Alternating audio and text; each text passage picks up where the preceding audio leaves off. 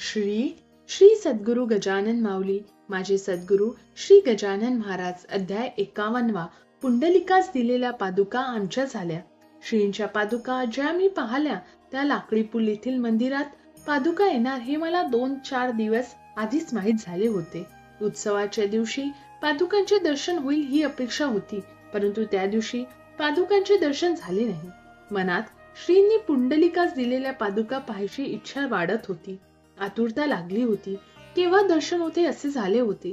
रात्री 9:30 ते 10च्या सुमारास मंदिरात गेलो, पण पादुकांचे दर्शन झाले नाही। पादुका मंदिरात असून श्रींनी मला पादुकांचे दर्शन घडू दिले नाही। श्रींची इच्छा त्या दिवशी पादुकांचे दर्शन यांनी करू नये अशी असावी। मी तिथे असून पाहू शकलो नाही। श्रींना माझी उत्सुकता वाढवायची असेल। बंकटलालाला श्रींनी प्रथम दर्शन दिले व नंतर गुप्त झाले आणि बंकटलालाची उत्सुकता तळमळ भेटायची इच्छा श्रींनी वाढवली होती। तसेच श्रींनी माझी तळमळ वाढवली होती। तळमळ वाढल्यानंतर 24 तासांनी श्रींनी पादुकांचे दर्शन घडवले, तेही मी श्रींची आरती म्हटल्यावर। श्रींच्या मुंडगावच्या पादुकासाठी वेगळी व्यवस्था मंदिराद्वारे केली होती। श्रींच्या गाभाऱ्याच्या बाजूला थोडी मोकळी जागा आहे, त्या ठिकाणी स्टेज बांधलं। बॅकग्राऊंड पूर्ण निळा, सर्वात वरच्या बाजूला थर्माकॉलने गणगण गणात पोते हा श्रींचा मंत्र लिहिला होता। त्याच्या थोडे खाली उजव्या व डाव्या बाजूला थर्माकॉलने पादुका काढल्या होत्या। पादुकांच्या खाली परंतु मध्य साधून सुंदर थर्माकॉलचा ओम काढला होता। ओम हा साधा नव्हता, तर आजूबाजूला किरणे ज्वाला निघत आहे हे प्रतीत होत होते आणि ओमच्या खाली श्रींचा फोटो ठेवला होता। हा फोटो मी लहानपणापासून पाहत आलेलो आहे, परंतु बारकाईने कधी पाहिलेच नाही। हा फोटो मुंजेकडे असायचा।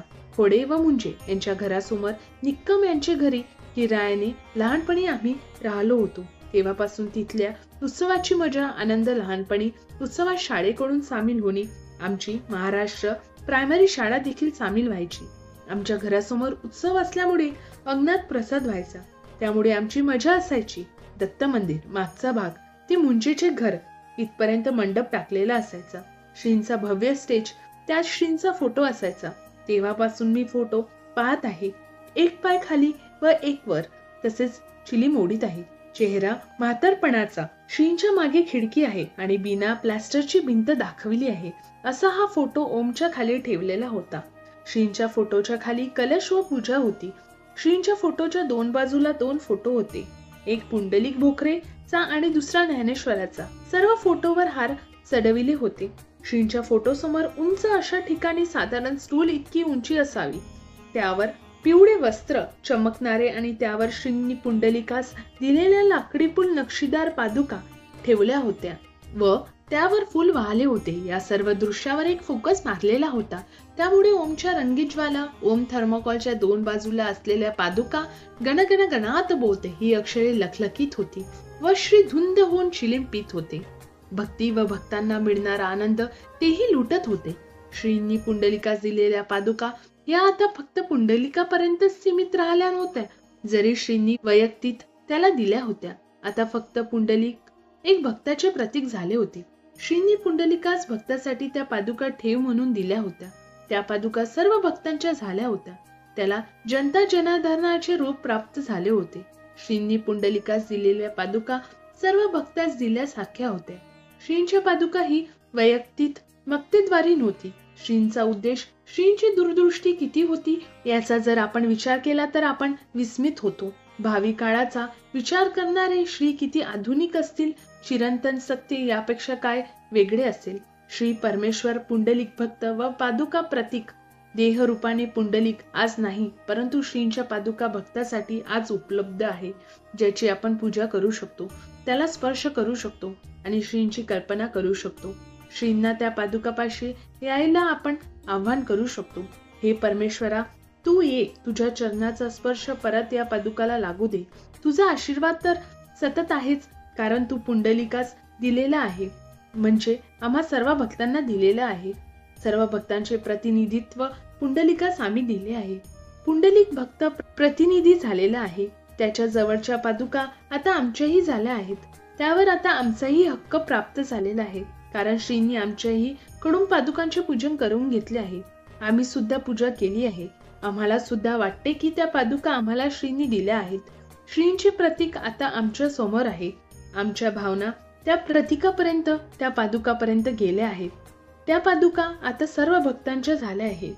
सर्व भक्तांनी त्याचा लाभ घ्यावा, त्या पादुकांची पूजा करावी, त्या पादुकावर हार घालावा, त्या पादुकावर नतमस्तक होऊन आशीर्वाद घ्यावा. श्रींचे प्रतीक श्रींनी तुम्हाला सगुण रूपात दिले आहे. तो ठेवा पुंडलिका जवळ ठेवला होता.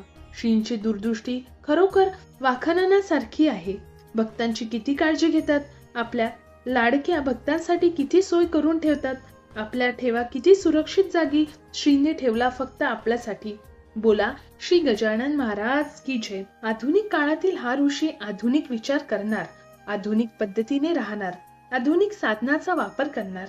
फक्त हा ऋषी दाखवत नाही, कारण त्यांनी पांघरून घेतले आहे, मूर्ख चढविला आहे, पिसाटपणाचा जाणीव न करून देण्याचा मार्ग निवडला आहे.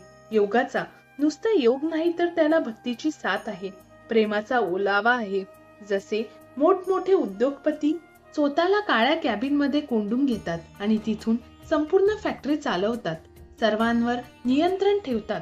त्यांच्या कॅबिन मध्ये छोटासा टीव्ही असतो, त्यात सर्व फॅक्टरीचे दृश्य दिसते, सर्व कामगारावर तो लक्ष ठेवतो. अगदी तसेच श्रींनी स्वतःला कोंडून घेतले आहे, पण तिथून ते सर्वांवर लक्ष ठेवित आहे.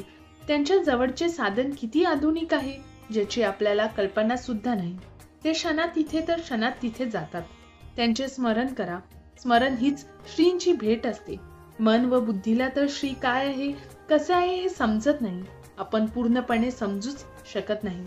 आपण समजून घेण्याचा प्रयत्नही करू नये. आपण फक्त श्रींचे नाव घ्यावे, आपण श्रींचे स्मरण करावे, आपण शेगावला भेट द्यावी, आपण पादुकांचे दर्शन घ्यावे, आपण श्रींच्या प्रेमात पडावे, आपण श्रींची भक्ती करावी, आपण श्रींचे पारायण करावे आणि मस्त प्रसाद खावा, प्रसाद वाटावा, महाप्रसादात सामील व्हावे, महायज्ञात सामील व्हावे व आनंद लुटावा. आपला जन्मच आनंद लुटण्याकरिता झालेला आहे, श्री चरणापाशी पडून राहण्यासाठी झालेला आहे.